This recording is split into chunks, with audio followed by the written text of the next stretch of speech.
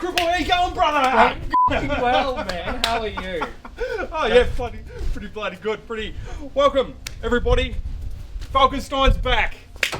First time I've seen it in the flesh as well. First time. It looks more shot than I thought. Yeah. So what you probably can't tell on camera, this thing's pretty cactus, but it still runs. She's alive, radiator's hard up against the motor, but we'll just ignore that. So what this video is going to be about is this mini series that I'm going to start, like a build series. I'm going to start building this thing up slowly, make it a little bit better than what it is. Very first thing is to solve one major issue.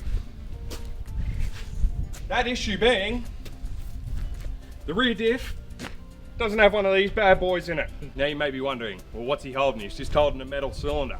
This is what you call a mini spool. Essentially locks both rear wheels constantly. Like your locker in a four-wheel drive, but it's constant. Very first thing we're gonna do, jack the arse end of the car up, rip the rear diff out, chuck this bad boy in. Then we got a couple of extra bits and bobs. We've got some 33s, we've got a lift kit, got some wheel spaces to chuck in. I don't know, we're gonna make this thing an animal. It's gonna live up to the name FALCONSTEIN. Might even put some new panels on here, don't know. Depends if I can be bothered or not. Please make them like a completely different colour. Yeah, well, they're gonna be off a completely different car, so. Oh, perfect. Brand, and then everything. So without further ado, let's get started. I'm keen to put this in. It's already got no rear brakes, so this is just gonna make it even more sketchy. Let's do it. So as stated earlier, we started off by jacking the vehicle up to the height we could get some jack stands under it to work safely. I'm sure there's a large number of you out there that would agree working under a jack alone is just asking for trouble. Once the vehicle was nice and secured on some jack stands, I began removing the rear wheels to get access to the rear brakes and in turn the rear axles. So next, getting under the car, we'll drain the diff oil and we will pull that assembly apart. Now this is going into a nice clean bucket, so I'm just going to reuse this oil because as you can tell it's relatively new, nice and clear, doesn't smell like ass.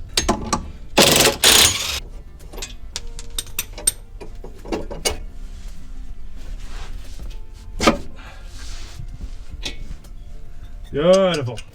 Alright, so now we go with the final bolt. Oh, out of the housing, I may need a pry bar. Oh, Ooh. Maybe not. You are the private. Oh yeah. Oh wow. That looks sick. What we're doing is we're pulling the center of the diff out. So everything you can see here is being removed from the housing. We're going to pull it out, pull it apart, put that new piece in that we showed earlier, putting it back in. Simple as that, I hope. Right, so the whole purpose of this exercise is to cause two rear wheels to turn at the same speed regardless of traction. So at the minute, if you notice, the whole assembly is not spinning, it's just the spider gears on the inside of the diff assembly. We're going to be removing the gears on the internals and replacing it with the mini spool. So the axles are going to go straight into a sleeve, constantly locked. Simple as that. Next step, removing these bad boys. So we need a big Phillips head. Oh wow.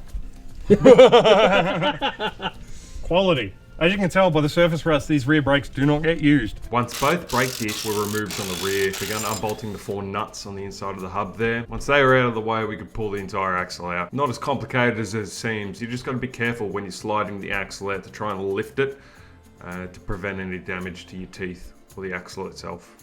Now this next step is completely optional, but myself and Cripple decided to unbolt the tail shaft just to free up that pinion a little bit, hoping that it would make it easier to remove the diff assembly itself. Rightio. I'm ready for retirement. I couldn't actually figure out how to remove the diff myself. I was struggling a little bit. I even had the pry bar in there poking and prodding at it, but I just couldn't quite get it. So I had to get the big guns in here to give me a hand. Now with some more poking and prodding, we managed to pry the rear diff assembly out and, well, it was a lot easier than what I thought it was going to be. Now I'm going to admit a little mistake here. I didn't actually realise all the bolts on the crown were reverse thread. I had my 1600 Newton meter rattle gun rotating in the standard direction you would for loosening objects, you know, lefty loosey, righty tighty. Yeah, little did I know that this was righty loosey, lefty tighty. Long story short, I stripped the thread on every single one of the bolts.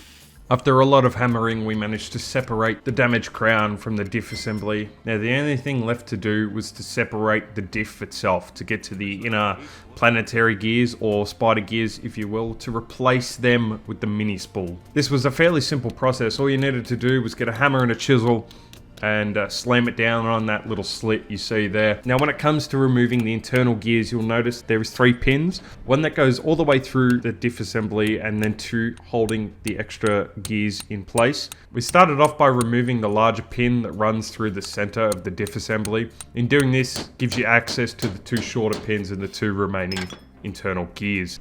With Dad's assistance, we managed to pull out the center gears of the diff housing, so without f***ing around, we're going to chuck the spool straight in. So as you can see here, clearly, on this gear, we got some teeth. Got some teeth there, so that just slides in there like so. Problem solved, job done, back in the car. Once the spool was in place, it was just as simple as reversing all your steps. Put your pins back in, reassemble the diff, reattach your crown, and then slam it back in the car. Right, we're back with day 2. The old FALCONSTEIN. I've been at it for a couple of hours already. It's 10 o'clock. I think I started about 7:38. We're working on the rear suspension today while we're waiting on tools to fix the rear diff. As you probably saw yesterday, we stripped all of the threads, so we're just going to re-tap it. It's a paddock bomb, so I'm not going to go ahead and replace the crown. I'm just going to re-thread it, chuck it in, new bolts, all that sort of stuff. We're lifting the suspension by 2 inches in the rear, I believe. I was going to put Hilux shocks in it, but they're just as long. I mean, yes, Hilux shocks take more weight, yada yada, but there's no point. So we've already smashed out the passenger side rear. We're about to do the driver side rear, and then, well, that'll be that. Crack into it, eh?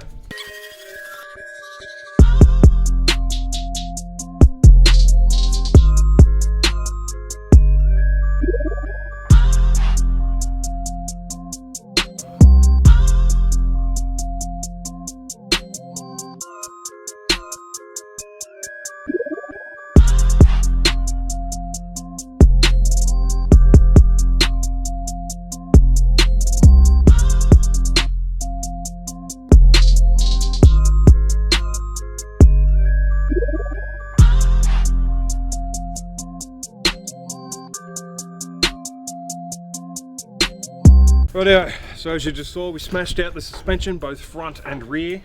Myself and Cripple are knackered, we're rooted. But now, diff's all dry, ready to go in. Diff's all cool, diff's cool. Ready to go back in. We ended up getting a good mate of mine to weld it up. Tim, good job mate, you've done a great job really. It ain't moving. Yeah, no, that's not going anywhere. So we tried re-tapping it and doing all that sort of stuff, and we just kept ruining it. It wasn't working, didn't have the right size tap. And instead of spending X amount of dollars to replace the crown, just messaged good old Tim O'Dean, and yeah, done me a favour. So good on you mate, really appreciate it. Let's get it back in, Cripple. Let's do it. You know it's solid when the welds are on welds. Yeah, yeah, and we actually, believe it or not, after this was welded, he dropped it off the bench, it hit the concrete and it split the concrete, but there's no cracks in it whatsoever. So, I'm keen.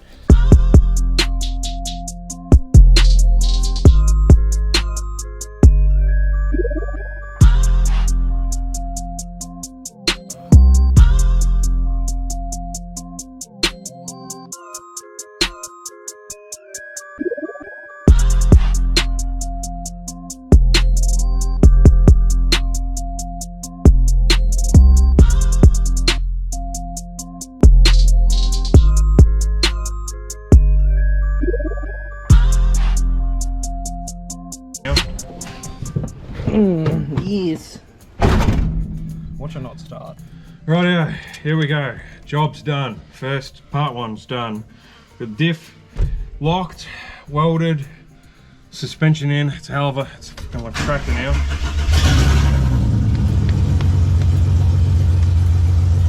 Ready to have some fun? Oh, yes. I was going to say one hand you can do it, but you can't.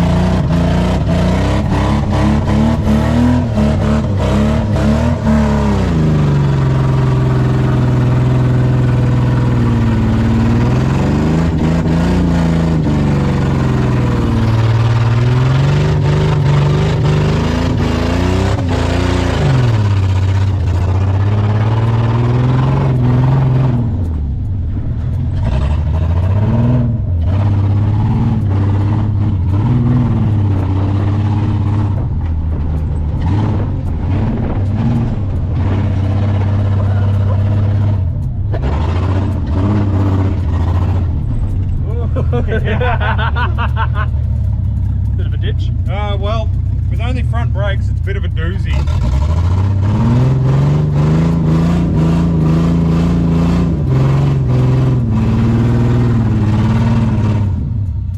We're stuck.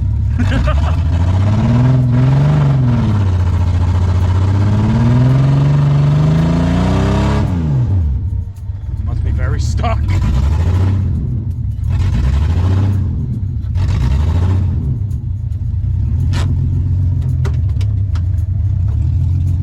How the f? I guess I'm stuck. Yeah, I guess I'm stuck too.